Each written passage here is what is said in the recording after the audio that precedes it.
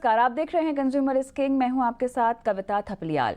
आज दुनिया विश्व पर्यावरण दिवस मना रही है और इस धरती से लेकर अंबर तक किस तरह से जीवन को खतरा महसूस हो रहा है उस पर दुनिया गंभीर तो है, लेकिन जो एक्शन लिए जाने चाहिए धरती की सेहत सुधारने के लिए वो नाकाफी है। इस बार विश्व पर्यावरण दिवस की थीम है बीट प्लास्टिक पोल्यूशन, यानी प्लास्टिक से फैलने वाले प्रदूषण को मात दी जाए, क्योंकि धरती पर प्लास्टिक की शक्ल में मौजूद कचरा सबसे बड़ा खतरा है। कैसे ये प्लास्टिक इंसानों से लेकर जानवरों तक सभी के लिए जानलेवा साबित हो रहा है और आखिर इसका विकल्प क्या है? हमारी तैयारियां कैसी हैं इसको लेकर? भारत प्रदूषण को लेकर आखिर क्या कर रहा है? कहाँ हो रही है हमसे चूक? इन्हीं सब पहलुओं पर अपने मेहमानों से हम बात करेंगे और आज इस चर्चा में हमारे साथ professor Soumitra Mukherjee, SES JNU, Shambhavi Shukla, air pollution team CSE, doctor Prashant Pawar, cardiologist Fortis Hiranandani, doctor Devendra Kundra, pulmonologist HCMCT हमारे साथ जुड़ गए हैं। स्वागत है। और डॉक्टर प्रशांत, क्योंकि आप हमारे साथ हैं, वर्ल्ड एनवायरनमेंट डे, विश्व पर्यावरण दिवस पर हमें बहुत सारी चीज़ों पर बात करनी होती है और हमारे साथ जैसे मेहमान जुड़ेंगे वैसे वैसे उनसे बातचीत भी हम आगे बढ़ाएंगे। लेकिन सबसे पहले पर्यावरण का या बुरे पर्यावरण का आपकी सेहत पर असर कितना पड़ता है, कैसे पड़ता है? नमस्कार। पर्यावरण में आज में ऐसे पाया जाता है कि तीन इंपॉर्टेंट चीजें हैं। एक रहता है पार्टिकुलेट मैटर, तो उसमें पार्टिकुलेट मैटर PM2.5, इसके साथ बहुत सारी हार्ट डिसीजेस लिंक्ड होती है। तो जो लोगों में जेनेटिक प्रॉब्लम्स होती है, जो या जिन लोगों में अंडरलाइंग हार्ट की कुछ बीमारियां रहती है, उनमें ये PM2.5 से रिलेटेड हार्ट अटैक के चांसेस और हार्ट को ब्लड सप्लाई कम जाने के चांसेस बढ़ जाते हैं। दूसरा रहता है पोल्यूशन में जो गैसेस पाए जाते हैं, जिसमें है sulphur dioxide, nitrogen oxide, lead, ये बहुत इंपॉर्टेंट है, जिसमें लेड से ब्लड प्रेशर ज्यादा बढ़ जाता है। और आर्सेनिक जो है, आर्सेनिक की वजह से कोरोनरी आर्टरी में कैल्शियम ज्यादा डिपॉजिट हो जाता है और एथेरोस्क्लेरोसिस के चांसेस बढ़ जाते हैं। तो ऐसे काफी सारे पोल्यूटेंट्स है जिनकी वजह से हार्ट को प्रॉब्लम्स होने की चांसेस रहते। तो हाई रिस्क पॉपुलेशन ढूंढना जरूरी रहता है। हाई रिस्क पॉपुलेशन मतलब जो पॉपुलेशन जिनमें ये प्रॉब्लम ज्यादा हो सकती है इन पोल्यूशन की वजह से, जिनमें 5 इंपॉर्टेंट चीजें हैं। एक तो अर्ली एज ग्रुप, जिनका एज अबाउट 60 ईयर्स है। सेकेंड है जिनको अंडरलाइन कॉर्निया आर्टरी डिसीज है। थर्ड रहता है जिनको अंडरलाइन लंग डिसीजेस है। और फोर्थ रहता है स्मोकिंग। तो ये लोगों में heart diseases because of air pollution ज्यादा पाए जाते हैं। तो ये हाई रिस्क पॉपुलेशन को इन चीजों से दूर रखना जरूरी है।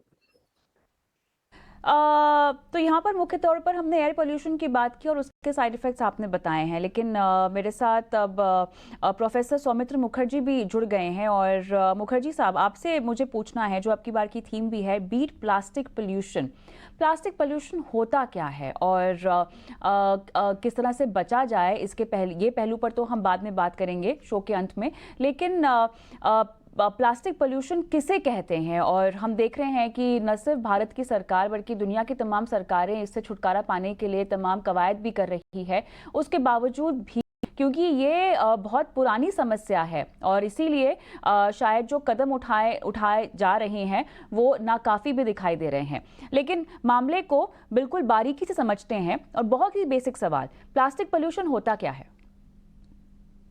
ये जो प्लास्टिक प्रदूषण है वो इतनी गहराई तक हमारे पर्यावरण के अंदर घुस चुकी है कि अब जैसे लगता है कि उसको ठीक करने में कई 100 साल लग जाएंगे अगर अभी से हम सचेत हो जाएं तो।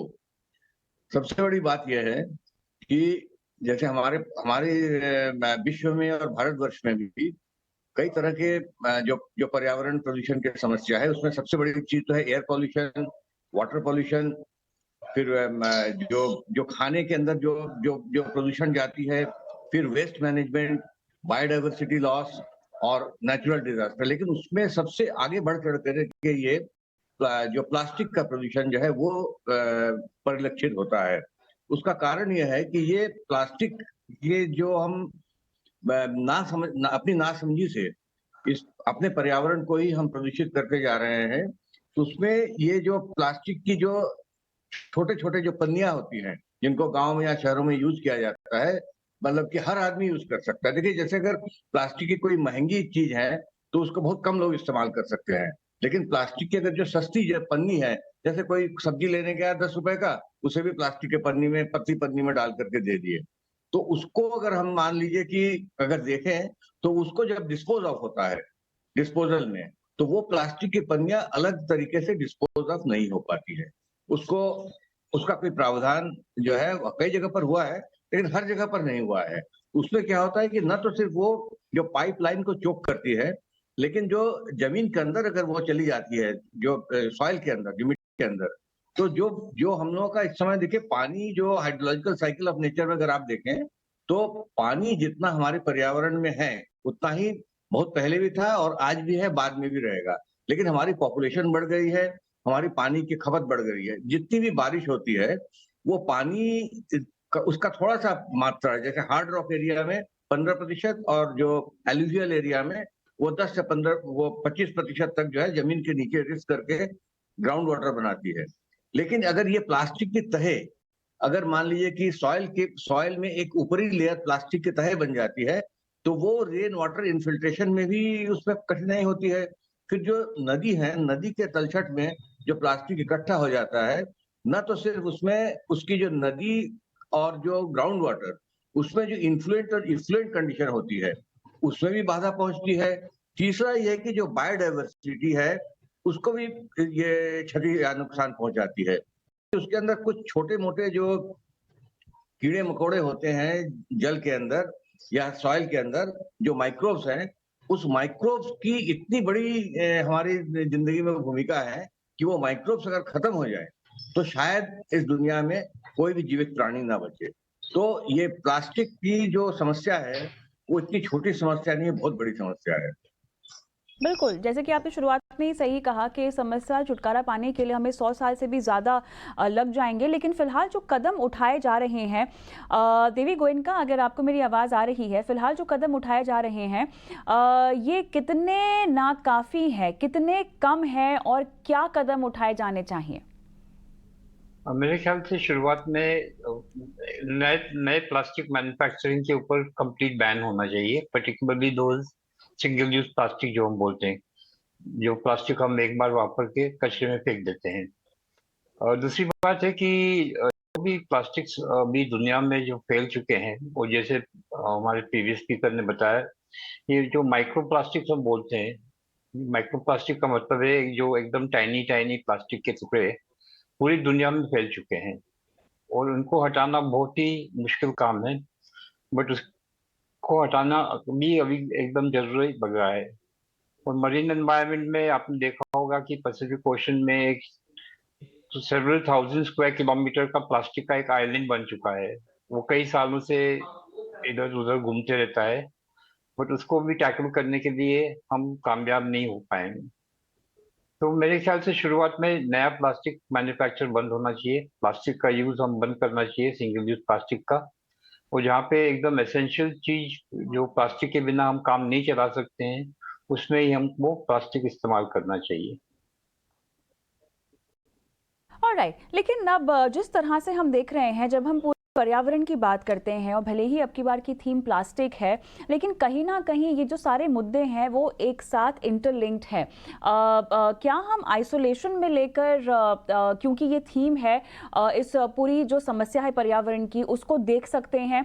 प्रोफेसर सौमित्र, अगर हम कदम उठाने की बात करें तो केवल एक पहलू पे तो कदम उठाया जा नहीं सकता। ठीक है, प्लास्टिक के इस्तेमाल को आप कम करें, आप रोक लगाएं, तमाम चीज़ें आप करें, लेकिन कहीं ना कहीं बाकी पहलू भी हैं जो आपको देखने पड़ेंगे, फैक्टर करने पड़ेंगे, क्योंकि इम्बैलेंस की स्थिति तो ऑलरेडी हम फेस कर ही रहे हैं। देखिए, ये सबसे बड़ी चीज है कि जो प्लास्टिक की जो समस्या है उसका एक एक जो निदान जो कि समझ में आती है, एक तो प्लास्टिक को बैन करना, लेकिन हमारे देश में या मतलब ये कोई चीज जो अगर कोई रूल बन करके आती है तो उसकी इम्प्लीमेंट होने में और उसको जन साधारण तक पहुंचने में और उनकी दिमाग में वो चीज जाने में बहुत समय लगता है। पहली चीज तो ये है कि जैसे उसके बारे में काफी जो चर्चा की जरूरत है स्कूल लेवल पे ही, क्योंकि जो नेक्स्ट जनरेशन है वो अगर बचपन से ही इन चीजों को सिखाया जाए कि भाई प्लास्टिक यूज करना जो है हमारे लिए कितना घातक है। जैसे पहले हम लोग जब छोटे थे तो हम लोग जो है वो दिवाली में हम लोग पटाखे छोड़ते थे, लेकिन आजकल छोटे बच्चे 5-6 साल के बच्चे भी, उनके अंदर भी इतनी अवेयरनेस आ गई है, तो वो कहते हैं कि नहीं ये हमारे पर्यावरण के लिए ठीक नहीं है, पटाखे हम नहीं बजाएंगे। तो वे अवेयरनेस कैंपेन की आवश्यकता है नंबर 1। और नंबर 2 जो जिसमें कि एक मतलब वैज्ञानिकों की एक बहुत बड़ी भूमिका होनी चाहिए, वो है कि जो बायोडिग्रेडेबल, जैसे मान लीजिए जो प्लास्टिक पहले से है पर्यावरण में विभिन्न स्तरों पर, उसकी बायोडिग्रेडेबिलिटी की आकलन करनी चाहिए। उस पर रिसर्च अभी चल रहा है कि प्लास्टिक को किस तरह से हम जो बायोलॉजिकल जो माइक्रो स्पीशीज हैं उनके सहायता से किस तरह से हम प्लास्टिक से छुटकारा पा सकते हैं, मतलब उसको डिकम्पोज कर दिया जाए बिल्कुल हर लेवल में, चाहे वो पानी के अंदर हो, चाहे उसके सूक्ष्म कण कहीं भी हो, अगर वो बायोडिग्रेडेबल हो, जैसे कि कुछ केमिकल्स हैं, वो भी केमिकल की मतलब उससे भी हानि हो सकती है, लेकिन ऐसा चीज होनी चाहिए जो कि कोई स्पीशीज हो। इस पर काम चल रहा है, हो सकता है कि आने वाले 2-4 साल में इस पर इसकी हल निकल आए कि जिससे कि उसको जहां भी प्लास्टिक है तो उन जगहों पर उस चीज का छिड़काव कर दिया जाए, जिससे कि स्वतः वो डिकम्पोज होकर के पर्यावरण में मिल जाए और वो उसकी घातक परिणाम आगे ना दिखे। इस पर रिसर्च होनी चाहिए। देवेंद्र जी, अब यहाँ पर प्लास्टिक के आम इस्तेमाल की हम बात करते हैं, किस तरह से हमारी जिंदगी के हर पहलू में प्लास्टिक, चाहे पानी की बोतलें, पानी स्टोर करने की बात हो आपके घर में, या खाना स्टोर करने की बात हो, या बाहर भी किसी चीज का इस्तेमाल करने की बात हो, किस तरह से प्लास्टिक आपकी जिंदगी में घुस चुका है? देवेंद्र जी,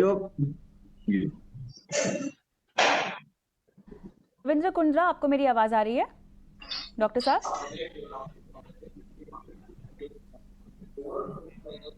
चलिए, शायद इनको मेरी आवाज नहीं आ रही है। शांभवी,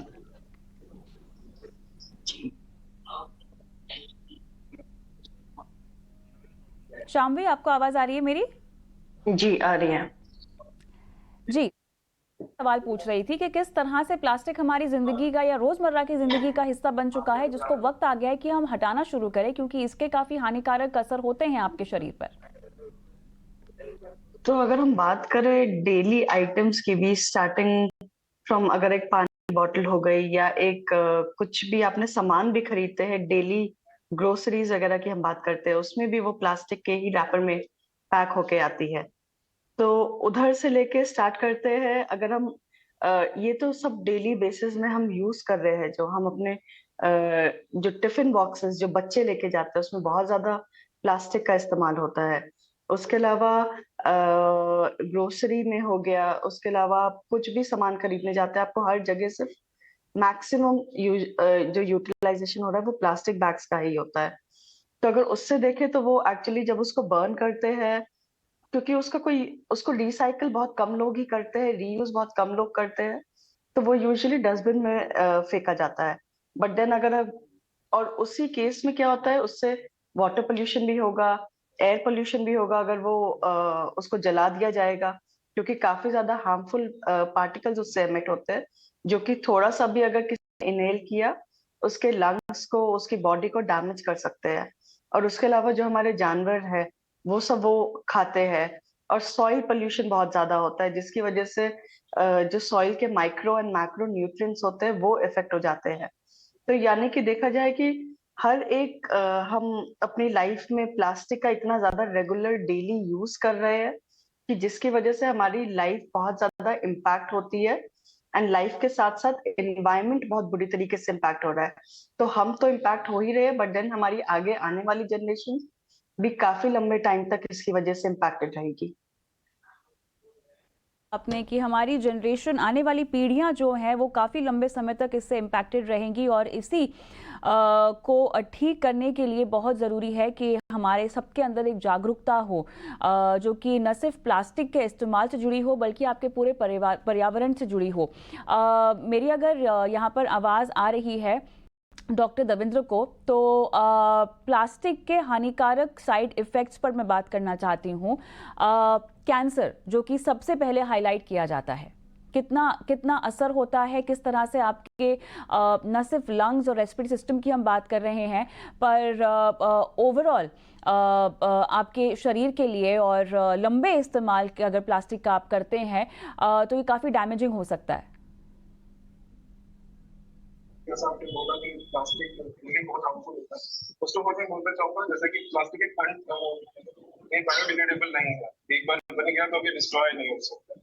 तो अब जो लोग इसे डिस्ट्रॉय करने की कोशिश करते हैं कि इसे जला दिया जाए, किसी तरीके से कंबशन इसको डिस्ट्रॉय करने के लिए पन्नियां जलाना, थैलियां जलाना या बॉटल्स को जलाना, तो उससे होता क्या है कि पॉल्यूशन क्रिएट होता है, एयर पॉल्यूशन। वैसे कोई भी पॉल्यूशन एनवायरमेंट में एयर पॉल्यूशन तो करता ही है। अब जिस इस चीजों को जलाने से वो पार्टिकुलेट मैटर बनता है जैसे 2.5, जो कि स्मॉलर एरियाज तक चले जाते हैं। इनहेल करने के बाद जो आपकी छोटी छोटी सांस की नलियां हैं उसके थ्रू लंग्स तक पहुंच जाते हैं, जो कि एक कैरियर का काम करते हैं किसी भी एक कार्सिनोजेनिक एलिमेंट्स को लंग्स तक पहुंचाने के लिए। जब वो डीप वहां तक पहुंचते हैं एल्वियोलाई तक, जहाँ पे हमारा ब्लड ऑक्सीजन एक्सचेंज होता है ब्लड से लंग से ब्लड के अंदर जो जाता है।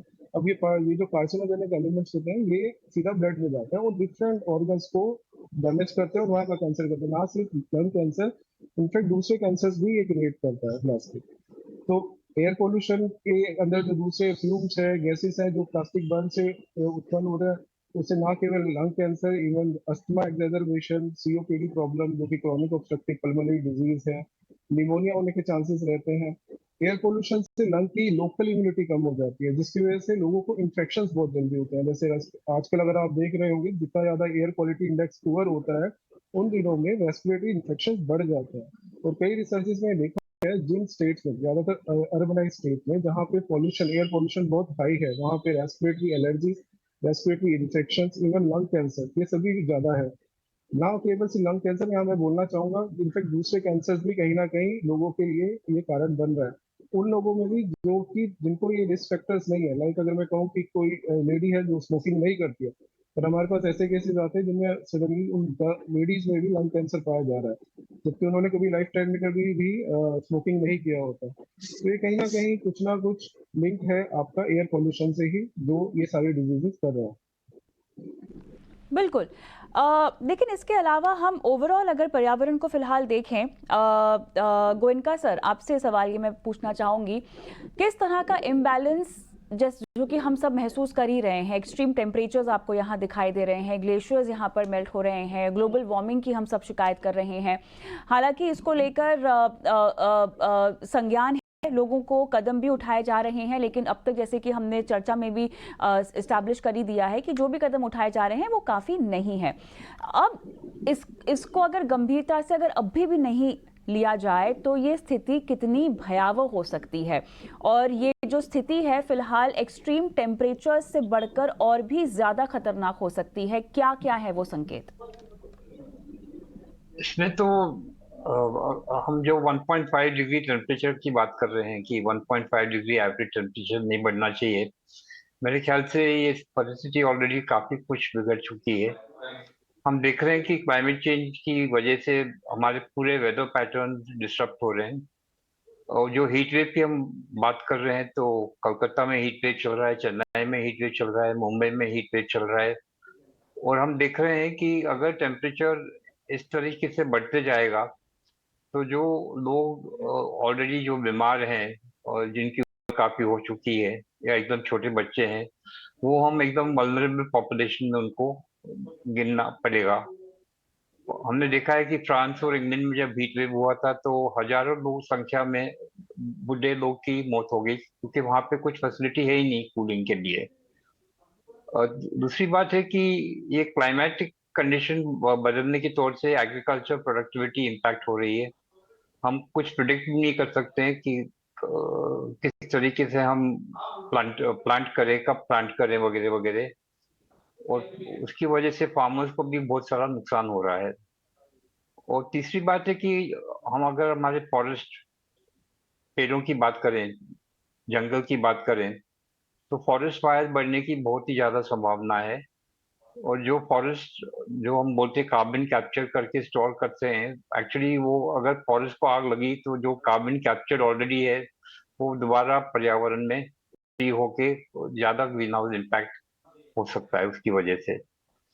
एक और चीज मैं बोलना चाहता हूँ कि प्लास्टिक आप डिकम्पोज नहीं कर सकते हो। जो हम बायोडिग्रेडेबल प्लास्टिक बोलते हैं वो क्या होता है कि वो प्लास्टिक के बड़े टुकड़े छोटे छोटे टुकड़े में हो जाते हैं, और वो छोटे टुकड़े एक्चुअली ज्यादा प्रॉब्लम क्रिएट करते हैं। तो मुझे नहीं लगता है कि बायोडिग्रेडेबल प्लास्टिक इज पॉसिबल।